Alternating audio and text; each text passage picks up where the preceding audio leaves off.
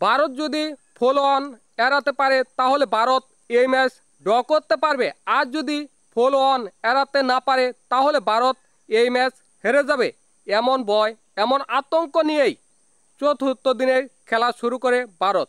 ভারতের হাতে রয়েছে 6টি উইকেট, করতে হবে 193 রান। সম্ভব? সম্ভব না, কারণ রোহিত শর্মা, বিরাট কোহলি, জয়সওয়াল এরা আউট হয়ে গেছে। তাহলে কে এই রান করবে? 193 রান কম নয়, অনেক রান। তাহলে কে করবে? রাহুল চেষ্টা করেছে, পর্যাপ্ত চেষ্টা করেছে, কারণ রাহুল করেছে 84।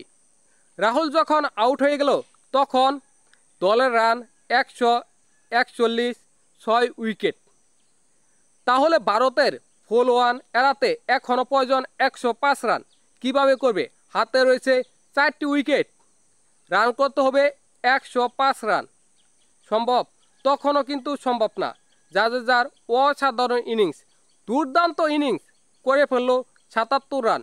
যখন জাদেজা আউট হলো তখন ইন্ডিয়ার 9 উইকেট, দরকার 33 রান। পিচে রয়েছে আকাশদীপ, জাসপ্রীত বুমরা।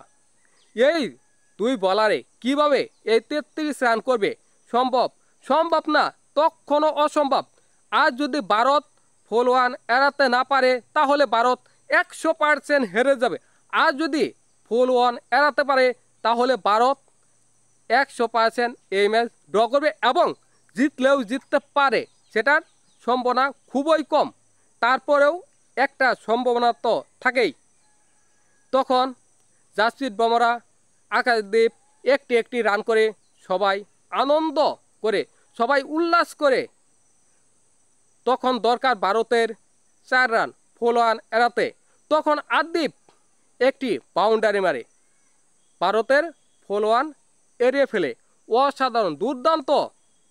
আদিপ করে 27 রান, জাসপ্রীত বুমরা করে 11 রান। অসাধারণ ভারত। ভারত এ আদিপ, জাসপ্রীত, জাদেজা, রাহুল ভারতকে বাঁচিয়ে দিল। এই রান যদি না করতে পারত, যদি ভারত ফলো অন এড়াতে না পারত, তাহলে ভারত আজকে হেরে যেত। আজকে হেরে যেত, সেটা হয়তোবা কালকে দলিলগতভাবে হারত, কিন্তু আজকে প্রমাণ হয়ে যেত যে ভারত হেরে গেছে। ভারত বাদ পড়ে গেছে WTC ফাইনালের রেস থেকে, কিন্তু এখন ভারত প্রবলভাবে রয়েছে WTC ফাইনালে।